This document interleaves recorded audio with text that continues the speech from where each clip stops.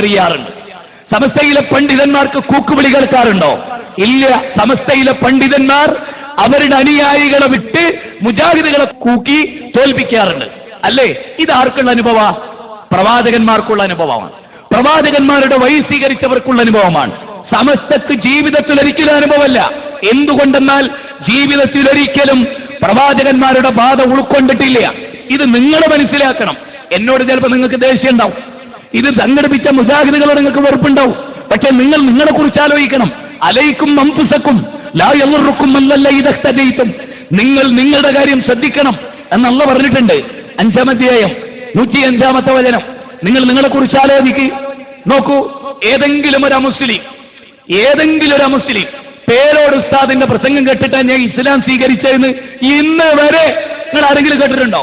ഖിയാമത്ത് നാൾ വരെ AP സുന്നികളുടെ ഖുത്ബ കേട്ടിട്ടാണ് ഞാൻ നന്നായത് എന്ന് പറഞ്ഞ ഒരൊറ്റ മനുഷ്യനെ ആകാശത്തിന്റെ ചുവട്ടിൽ ഇന്ന് വരെ എന്തേ പ്രശ്നം?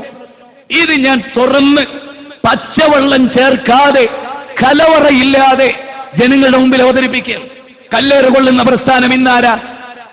ജമാഅത്തെ ഇസ്ലാമിക്ക് കല്ലേറുണ്ടോ? പോപ്പുലർ ഫണ്ടിന് കല്ലേറുണ്ടോ? ഉണ്ടോ? അവരെ കയ്യിലിരിപ്പുണ്ട് വല്ല സവർണ ഫാസിസ്റ്റുകൾ എറിഞ്ഞിട്ടുണ്ടെങ്കിലേ ഉണ്ടാവും. അത് തൗഹീദ് പറഞ്ഞതിന്റെ പേരിലല്ല. ആണോ?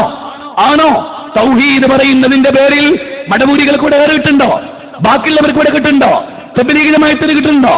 ഖാദിയാനക്ക് കിട്ടുന്നുണ്ടോ? അമ്പിയാക്കളും മുഴുക്കെ നൂഹ് നബിയോട് അവർ പറഞ്ഞു, നിന്നെ ഞാൻ കല്ലെറിഞ്ഞു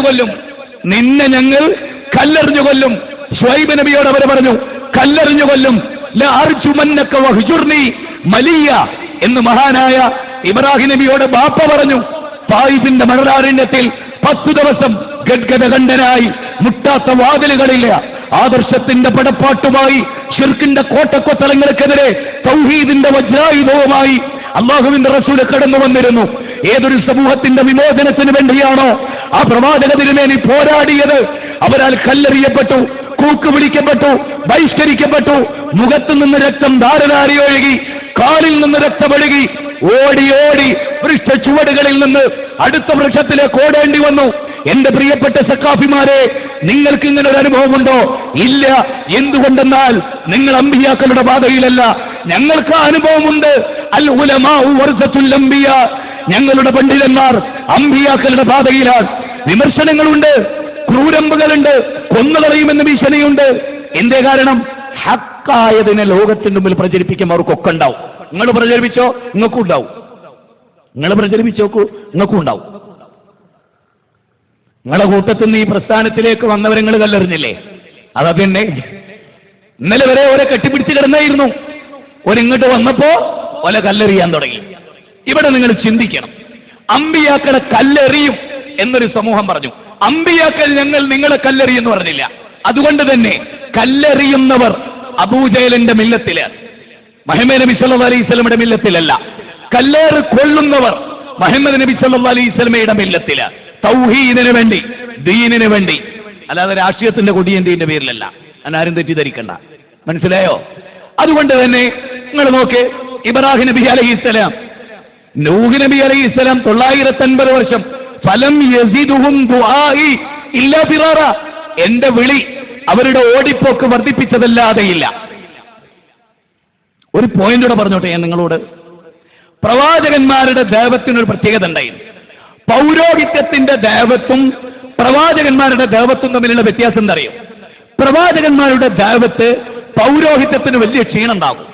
പൗരോഹിത്യത്തിന്റെ ദൈവത്ത് പ്രവാചകന്മാർക്ക് ക്ഷീണം ഉണ്ടാക്കില്ല. മാത്രമല്ല, പൗരോഹിത്യം പിടിച്ചു നിർത്തിയവർ പ്രവാചകന്മാരുടെ പ്രബോധനം സ്വീകരിക്കും.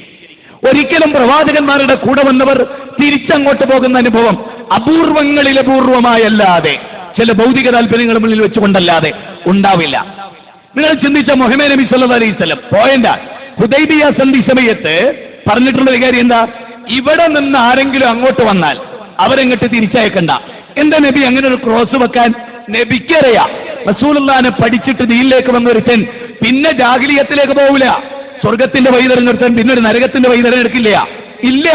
അതുകൊണ്ട് റസൂല് പറഞ്ഞു, ഇവിടെ നിന്ന് വിശ്വസിച്ചിട്ട് ഒരാൾ അങ്ങോട്ട് വരികയാണെങ്കിൽ ഇങ്ങോട്ട് പറഞ്ഞേ കണ്ട, ഇനി അവിടുന്ന് ഒരാൾ ഇങ്ങോട്ട് വരികയാണെങ്കിൽ ഞങ്ങൾ അങ്ങോട്ട് പറഞ്ഞേക്കുകയും ചെയ്യും. അതും നബിക്കറിയാം. ഹക്ക് മനസ്സിലാക്കി അവിടുന്ന് ഒരുത്തം വന്ന പിന്നെ കൂടാരത്തിലേ പോവില്ല. ഓൻ ഏതേ മരുഭൂമി പോയി ജീവിച്ചോളും. അതാണ് നേരെ മറിച്ച് ഇവിടെയോ സമസ്ത കാലിയായിക്കൊണ്ടേയിരിക്കുന്നു.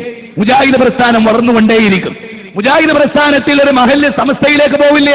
കാരണം അമ്പിയാക്കളുടെ പാത സ്വീകരിച്ചവർ അങ്ങനെ പോകുന്ന ചരിത്രമല്ല. ലലാലത്തിൽ നിന്ന് ഹിദായത്തിലേക്കല്ലാതെ ഹിദായത്തിൽ നിന്ന് ലലാലത്തിലേക്ക് എന്നത് അപൂർവ സംഭവമാണ്. നേരെ മറിച്ച് മറ്റേതല്ല. എന്നത് അമ്പിയാക്കളുടെ പാരമ്പര്യത്തിലുള്ളവർക്ക് മാത്രമാണ്. എന്റെ ഓർമ്മയ്ക്ക് ഞാൻ പറയാം, എറണാകുളത്ത് മുജാഹിദ് പ്രസ്ഥാനം പിരിഞ്ഞതിന് ശേഷം അധികം പ്രത്യേകം പറയാം, മുജാഹിദ് പ്രസ്ഥാനം പിരിയുന്നതിന്റെ തൊട്ട് മുമ്പുള്ള കാലം 1992 കാലഘട്ടം. ആ കാലഘട്ടത്തിൽ നിന്ന് 2003 വരെയുള്ള 10 കൊല്ലം എന്ന് പറഞ്ഞാൽ തൗഹീദിന് കൂച്ചുവലം കിടന്ന ഒരു ടീം ഇതിന്റെ ഉള്ളിൽ വളർന്നു വന്ന കാലമായിരുന്നു. അവർക്ക് സ്പെഷ്യൽ അജണ്ടകൾ ഉണ്ടായിരുന്നു. ആ അജണ്ടകൾ മുന്നിൽ വെച്ചുകൊണ്ട് എന്റെ വ്യക്തിപരമായ അനുഭവമാണ് ഞാൻ പറയുന്നത്. പ്രസംഗികരെ ബുക്ക് ചെയ്യും, വൈകുന്നേരം വിളിച്ചിട്ട് പറയാ പരിപാടി ക്യാൻസൽ ചെയ്തു. അവരുടെ ഉദ്ദേശം അന്നത്തെ തൗഹീദി പ്രബോധനം മുടക്കുക എന്നുള്ളത്. ഞാനിത് വെറുതെ പറയുകയല്ല. ആ 10 കൊല്ലം മുജാഹിദ് പ്രസ്ഥാനത്തിലേക്ക് ആളുകൾ വന്ന ഒഴുക്ക് വളരെ കുറവാണ്. ആ 10 കൊല്ലം പിളരുന്നതിന് മുമ്പുള്ള 10 വർഷം ഇതെല്ലാവരും ചിന്തിക്കണം. മടവൂരികളും അല്ലാത്തവരും കൂടപ്പിറപ്പുകളും സകല മനുഷ്യരും അതേതൊരു സമൂഹത്തിനുണ്ടാകുന്നതാണ്. പിന്നെ ഒരു കാര്യം കൂടി നിങ്ങൾ മനസ്സിലാക്കണം, പിഴവുണ്ടാകുക പിഴച്ചവരിൽ നിന്നല്ല, ഹിദായത്തിൽ നിന്ന് പിഴവിലേക്കുള്ള യാത്ര അതുണ്ടാവുക. ശരിക്കും മനസ്സിലാക്കണം.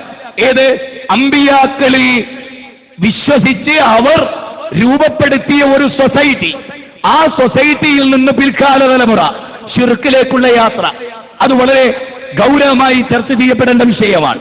മുജാഹിദ് പ്രസ്ഥാനം അതിന്റെ ഹക്കോടുകൂടി മുന്നോട്ട് പോകും. ഇതിൽ നിന്ന് വീണ്ടും വളരും. അതാണ് ഏത് കാലഘട്ടത്തിൽ ഉണ്ടായിട്ടുള്ളത്. ഇത് മനസ്സിലാക്കുമ്പോൾ നിങ്ങൾ അറിയുക, മുജാഹിദ് പ്രസ്ഥാനം പിളർന്നതിന് ശേഷമാണ് കേരള ചരിത്രത്തിൽ ഏറ്റവും കൂടുതൽ വാദപ്രതിവാദം അതിന്റെ 10 കൊല്ലം മുമ്പത്തെ അവസ്ഥാവിശേഷത്തെ അനുസരിച്ച് ഏറ്റവും കൂടുതൽ വാദപ്രതിവാദം നടന്നത് പിളർന്നതിന് ശേഷമുള്ള കാലഘട്ടമാണ്.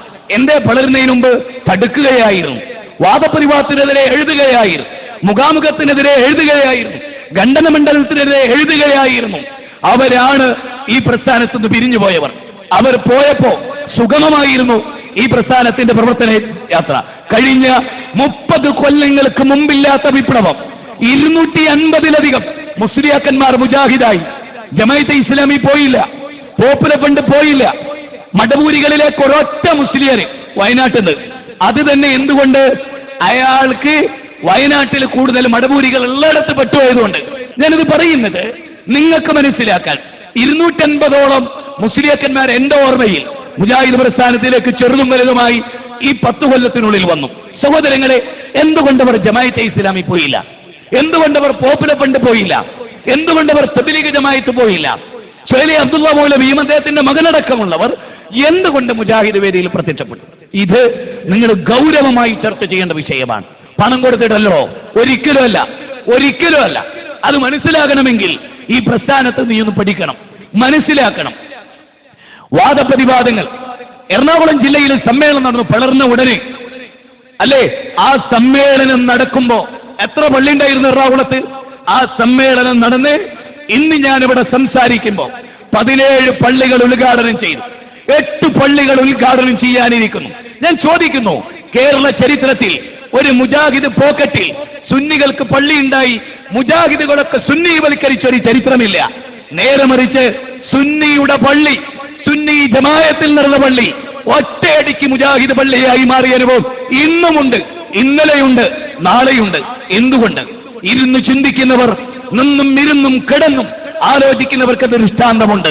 ഖുർആനിന്റെ മുമ്പിൽ മലവെള്ളപ്പാച്ചിൽ ലലിച്ചു പോകുന്ന ചെപ്പ് ചണ്ടികളെ പോലെ മുജാഹിദ് പ്രസ്ഥാനം ഉദ്ധരിക്കുന്ന വിശുദ്ധ ഖുർആനിന്റെ വചനത്തിന്റെ മുമ്പിൽ പഞ്ചപുച്ഛമടക്കി നിന്നിട്ടുണ്ട് പൗരോഹിത്യ സംഘടനകൾ മുഴുവനും.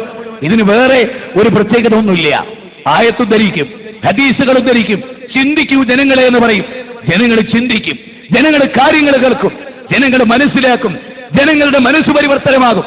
ഇന്നും ഈ പറയുന്ന കുമരനൂർ പ്രദേശത്ത് പോലും മുജാഹിദുകൾ പറയുന്നതാണ് ശരി എന്ന് വിശ്വസിക്കുന്ന AP സുന്നികളുണ്ട്, EK സുന്നികളുണ്ട്.